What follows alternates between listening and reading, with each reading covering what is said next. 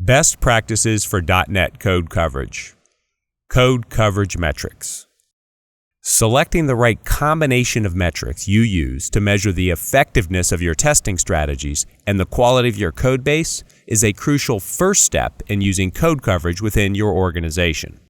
For instance, think about if you're driving a sports car on the highway. You have a variety of metrics that are being presented to you. The speedometer indicates speed, the tachometer indicates RPMs, your oil pressure gauge indicates oil pressure, and the volume indicator on your stereo indicates how loud your favorite song is playing.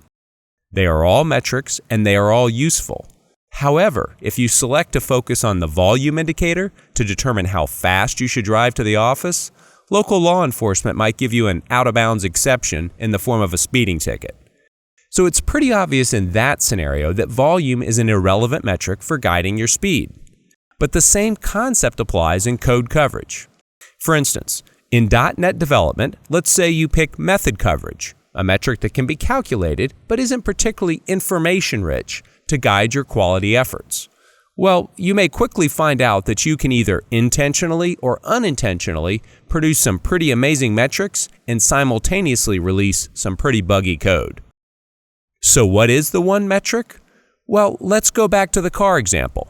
If you're traveling down the road, your speedometer is something you keep a pretty close eye on. It's a reliable metric that provides useful information. It lets you know if you're staying within the thresholds for speed.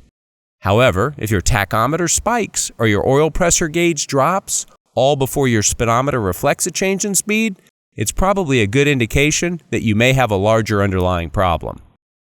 It's not that different with code coverage.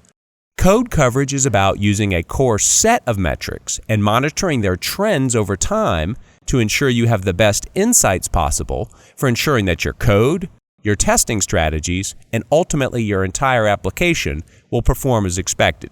So here are 3 of the core code coverage metrics that are key to measuring the health of your code base. The first metric is branch coverage.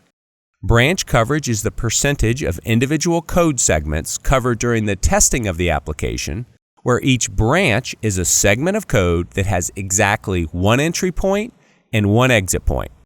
For example, if you had a simple if-else statement, one branch would be if the condition was met, and the other branch would be if it was not. In .NET code coverage, we would think of branch coverage as a key ongoing metric for measuring how successful our testing strategies are, and a good indicator as to the overall quality of our code base. If we think back to the car example, it could be considered our speedometer, in that we need to keep a close eye on it to ensure we're meeting our overall objective.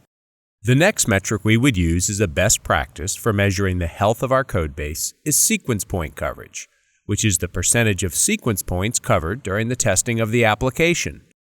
When you view the source code of a code base that has coverage data from within NCover, sequence points are represented by individual dots and diamonds visually represented next to your code.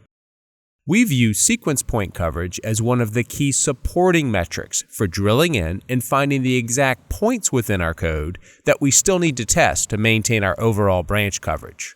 Although it is not the most useful metric for measuring the overall success of your testing strategies, it is incredibly useful for finding the exact deficiencies within those strategies. The final key metric we use as part of our best practices for measuring the health of our code base is the Change Risk Anti-Pattern Score, which scores the amount of uncovered code against the complexity of that code. In simple terms, it is a calculation that indicates the riskiness of the code you have yet to test, where risk is represented as complexity. The higher the complexity, the higher the risk that the involved code has unintended consequences.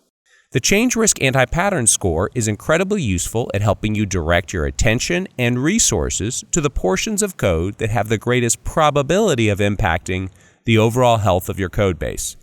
Understanding code coverage metrics is only part of the equation when it comes to putting .NET code coverage best practices to work within your development or QA team. Visit us online to learn more, request a free trial, or speak with a member of the NCover team for suggestions specific to your situation.